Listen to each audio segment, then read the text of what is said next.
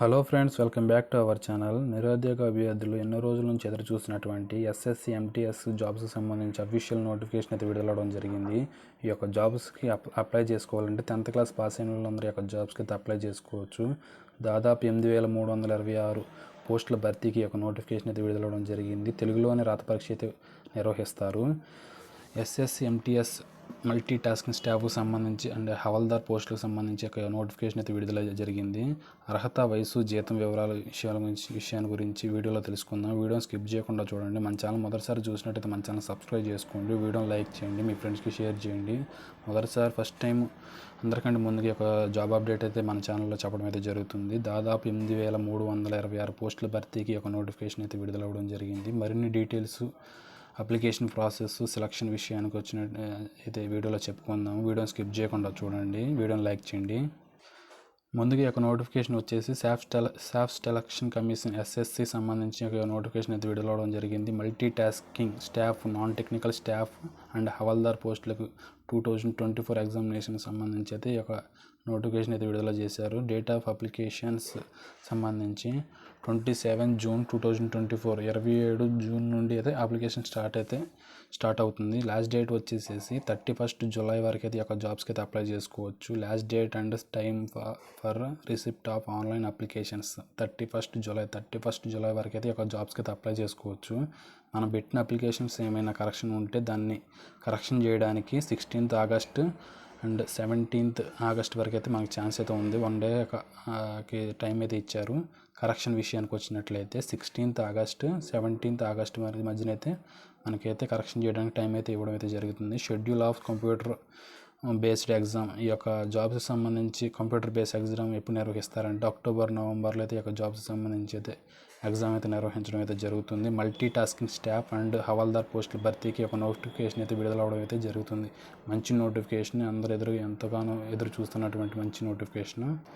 Education qualification, essential qualification విషయానికి వచ్చినట్లయితే the candidates must have passed matriculation examination equivalent or recognised board as on or before the cut off date వచ్చేసేసి 24th August 1 నాటికి అయితే మీరైతే 10th class pass అయిన వాళ్ళైతే ఒక జాబ్స్కి అయితే అప్లై చేసుకోవచ్చు. 10th పాస్ అయిన వాళ్ళందరూ అయితే ఒక జాబ్స్కి అయితే అప్లై చేసుకోవచ్చు. ఎడ్యుకేషన్ క్వాలిఫికేషన్ విషయానికి వచ్చినట్లయితే ఏజ్ లిమిట్ విషయానికి వచ్చి అయితే మనం చూద్దాము. Age limit for the post for the recruitment rules various user departments are 2 various డిపార్ట్మెంట్కి సంబంధించి అయితే ఒక జాబ్స్కి అయితే తీసుకోవడం జరుగుతుంది. ఫస్ట్ వచ్చేసి 18 నుంచి 25 years candidates born or before August 1999 and last not later than 1 August 2016 మధ్యనైతే ఈ యొక్క పుట్టి ఉండాలి. 2 years మధ్యనైతే పుట్టి ఉండాలని అయితే చెప్తున్నవి అయితే జరుగుతుంది. నెక్స్ట్ విషయానికి వచ్చినట్లయితే 18 నుంచి 27 years మధ్యనైతే havaldar in CBIC and CBN departments, revenue and few post MTS in various departments సంబంధించి అయితే ఒకదానికైతే 18 నుంచి 25 years, రెండో దానికైతే 18 నుంచి 27 years వరకు అయితే ఏజ్ అయితే ఉంది. దీనికైతే ఏజ్ రిలాక్సేషన్ విషయానికి వచ్చినట్లయితే SC/ST క్యాండిడేట్స్కి 5 years, ఓబీసీ వారికి 3 years, పీడబ్ల్యూబీడీ వారికి అయితే 10 years, పీడబ్ల్యూడీ ఓబీసీ వారికి అయితే 13 years, పీడబ్ల్యూబీడీ SC/ST క్యాండిడేట్స్కి అయితే 15 years వరకు అయితే ఏజ్ లిమిట్ అయితే ఇవ్వడం అయితే జరిగింది. వేకెన్సీ విషయానికి వచ్చినట్లయితే 22 vacancy for the post are under.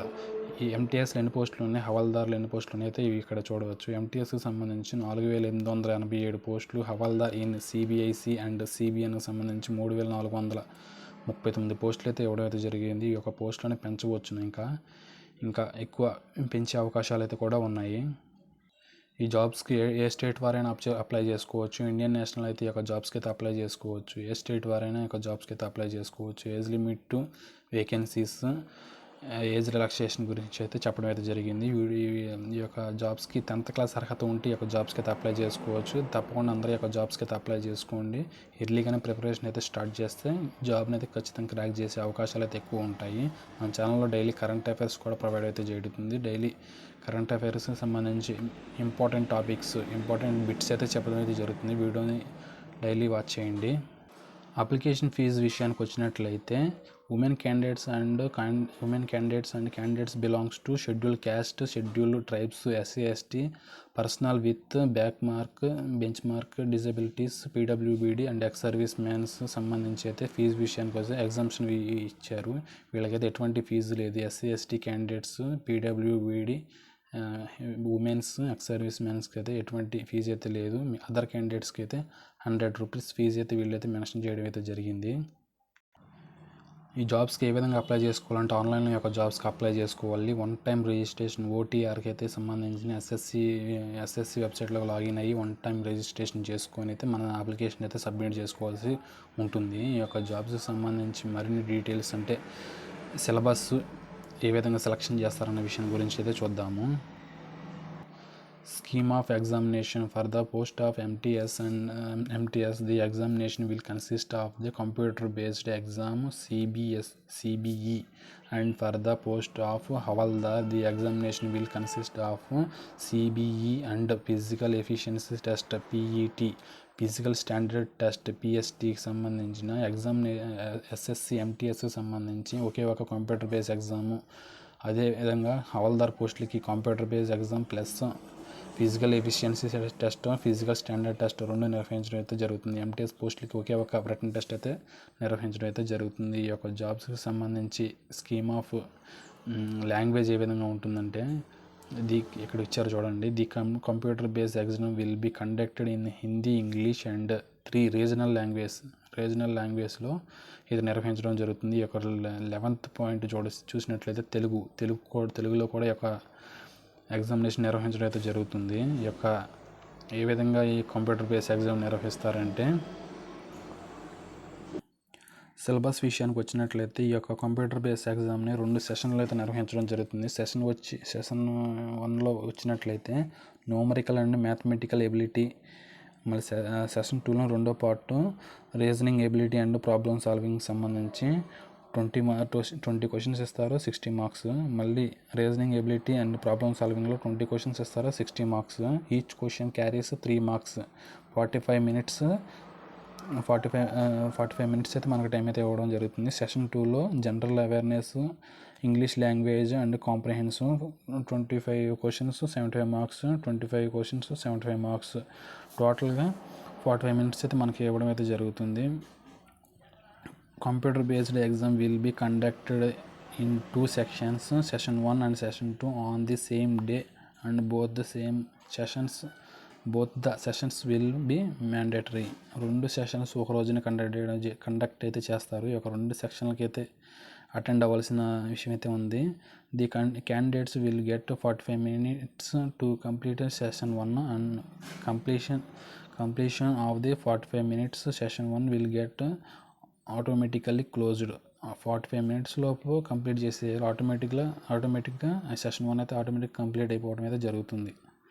ఈ యొక్క నెగిటివ్ మార్కింగ్ విషయానికి వచ్చినట్లయితే there will be no negative mark in session 1. Session 1లో ఎటువంటి నెగిటివ్ మార్క్ అయితే ఉండదు. In session 2 there will be negative mark of 1 mark for each wrong answer. ప్రతి wrong ఆన్సర్కి 1 మార్క్ అయితే తీయడం అయితే జరుగుతుంది. Candidates are before advised to keep this in mind will answer the questions. ఈ యొక్క విషయాన్ని అయితే గుర్తుపెట్టుకొని అయితే ఆన్సర్ని అయితే పిక్ చేయడం అయితే జరుగుతుంది. సెషన్ 1లో ఎటువంటి నెగిటివ్ మార్క్ అయితే లేదు, మనకు ఒక ప్లస్ పాయింటే.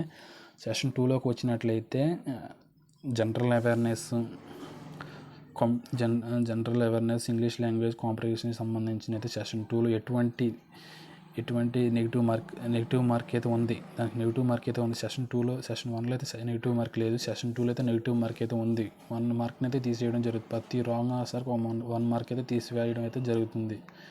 ఈ యొక్క న్యూమరికల్ అండ్ మ్యాథమెటికల్ ఎబిలిటీలో ఏ సిలబస్ ఉంది, ఏ టాపిక్స్ ఉన్నాయి, రీజనింగ్ ఎబిలిటీ అండ్ ప్రాబ్లమ్ సాల్వింగ్లో ఏ టాపిక్స్ ఉన్నాయి, జనరల్ అవేర్నెస్లో ఏ టాపిక్స్ ఉన్నాయి, ఇంగ్లీష్ లాంగ్వేజ్ కాంప్రహెన్సివ్ సంబంధించి ఏ టాపిక్స్ ఉన్నాయి అయితే చెప్పడం అయితే జరుగుతుంది. ఫిజికల్ ఎఫిషియన్సీ టెస్ట్ గురించి అయితే చెప్పడం అయితే జరుగుతుంది.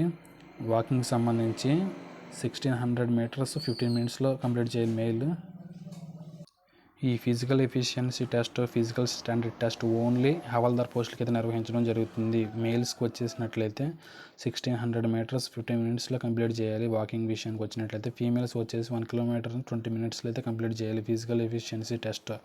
అదే ఫిజికల్ స్టాండర్డ్ టెస్ట్కి వచ్చినట్లయితే మేల్స్ వచ్చేసేసి హైట్, చెస్ట్ అయితే చూడడం అయితే జరుగుతుంది. మేల్స్కి వచ్చేసేసి హైట్, వెయిట్ అయితే చూడడం అయితే జరుగుతుంది. Physical standard test, physical efficiency test only హవాల్దార్ పోస్టులకు మాత్రమే అయితే నిర్వహించడం అయితే జరుగుతుంది. ఈ యొక్క పోస్టులకు అప్లై చేసుకోవాలంటే ఆన్లైన్లోనే ఈ యొక్క పోస్టులకి అయితే అప్లై చేసుకోవాలి. మిగతా అన్ని డీటెయిల్స్, నోటిఫికేషన్, అప్లై లింక్ అయితే నేను డిస్క్రిప్షన్లో పిన్ చేస్తాను. మీరు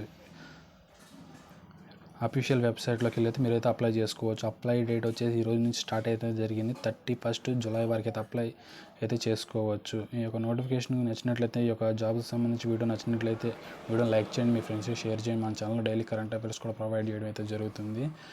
వీడియోని లైక్ చేయండి, మీ ఫ్రెండ్స్కి షేర్ చేయండి. Have a nice day.